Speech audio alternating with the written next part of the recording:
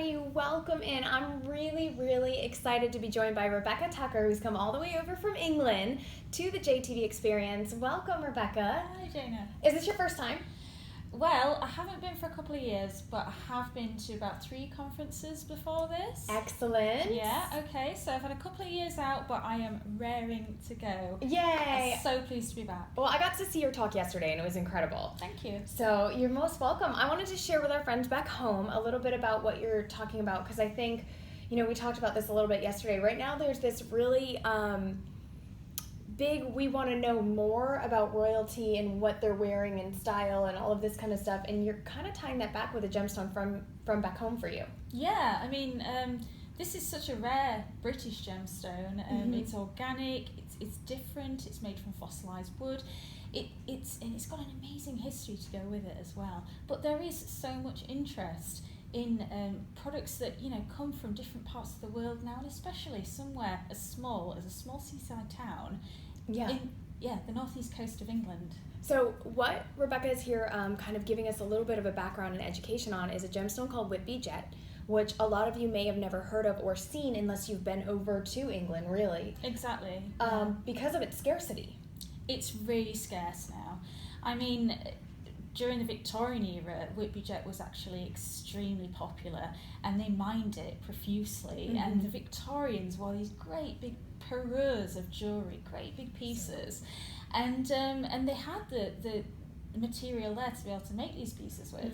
Now we are literally restricted to pieces that are beach combed.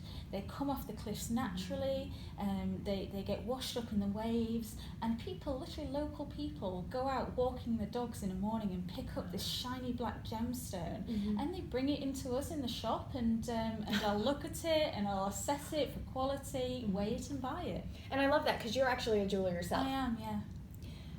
To me, I am so taken back by that. So if you can tell us a little bit about the process of like what you would see in a particular gem, how you would figure out to work it into a piece of jewelry, because I don't think that everybody fully understands, unless you've been into a jeweler's workshop, how hard that is. It can be. I mean, for example, Jana, let me just give you this piece to hold here. It's not big, but how light does that feel?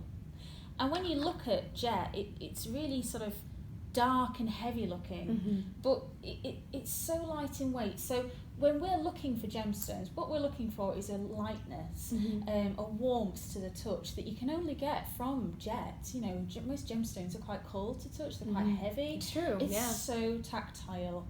And in terms of actually making it into a piece of jewellery, we can either carve it into an image or a form, or we can make lovely smooth shiny cabochons. The shine on Whitby Jet is world famous. Yes. So that is by far the most popular. But as a jeweler, what I like to do is actually make the most of this rough gemstone as it's come out of the sea.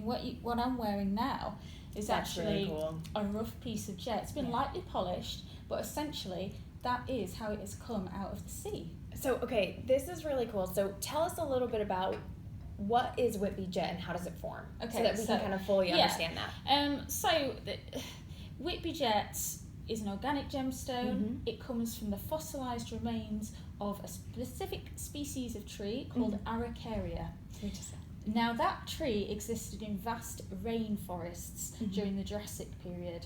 When the tree died, it would fall, sink to the bottom of the sea, become covered in sediment, and lack of oxygen, sheer pressure, coupled with 180 million years, fossilised it into a little bit of time. Yeah, just a little bit. Now, your particular company, which is CW Sellers, you guys actually own, is it the largest piece? Or is it up? It's insane. Yeah. I've seen it. Yeah. It's nuts. It's 21 foot long. That's it so is cool. an entire Araucaria tree trunk. And just to put in perspective, this is considered a large piece of jet. Yes. Most pieces are going to be about that size. But you guys recently put that piece on display over in England. So the past 3.5 years, we've actually spent creating a museum of Whitby Jet. And we bought this old Wesleyan chapel in the heart of Whitby's old town, and we've been restoring it for 3.5 Very years. cool. But like the reason we bought this place Mhm. was simply because it was big enough to hold this ginormous piece of jet. Which is really cool because throughout it there's all these fossils Yeah. and just really unique, like ammonites are in there. Like where it's so cool. Yeah, where the trees originally fallen, it's crushed all these little things underneath it. So we've got ammonites, shells, belemnites. There's even a fish in there. It's incredible. But that's how, like, I mean, when you think of organic gems, they're few Yeah. and far between, and Mhm. it often is that gem that you can't just go out and mine. And for you guys, it would be hanging off the side of a cliff, really, essentially, from what I understand. Yeah, I mean, literally, it's got to fall down of Yeah. its own accord. Yeah.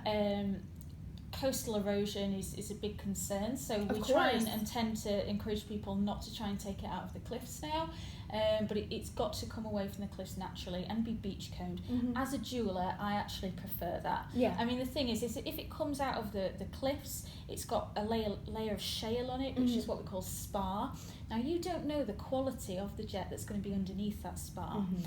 When it's sea washed like this, it's actually tumbled in the waves, sometimes hundreds of years, and it takes off any impurities off the surface, and you're literally left with the best material with which to work with. Which is perfect. Perfect. So it's for me. really great Yeah. for both of you. Yeah, You know, yeah, it's great yeah. for Mother Nature, great for you as a jeweler. Yeah, and great for the customer at the end of the day. Now, as far back as jet goes and everything, you were talking about, and one of the things that really caught my attention in your talk was how it was used, from trinkets to pieces of jewelry that were worn when women were mourning, Yeah. all kinds of things. So can you fill us in a little bit about the history of where you saw jet throughout the history of England? Yeah. I mean, I love history. Yeah, I've I do always, too. I do love too. always Yeah. love history. And English history is just so fascinating. Queen Victoria herself was a great patron of anything British. You know, any homegrown industry she loved. And so Whitby Jet, she loved it. You know, it's a British gemstone manufactured right there on the coast of England. So she used to wear lovely sets of Whitby Jet jewellery, and really that's part of its heritage today. And having that association with royalty, it took off in a way you could not possibly imagine during the 19th century. Of course. I mean, there was no celebrities. They were. These They are. celebrities. No pop stars, no movie stars. Yeah. People wanted to emulate the royal family. Of course. So she really took the Whitby Jet industry to the next level. And we have to thank her for that. Yeah. Yeah. That's incredible. So do you have a favorite piece that you've ever created? It would probably have to be the one I'm wearing. Yeah. I do like this. Yeah, I love that. The fact that it's Yeah, freeform and yeah. it's so beautiful. Yeah. But in terms of making a special commission for someone, there's so many pieces. But for me, I guess the more unusual, the better.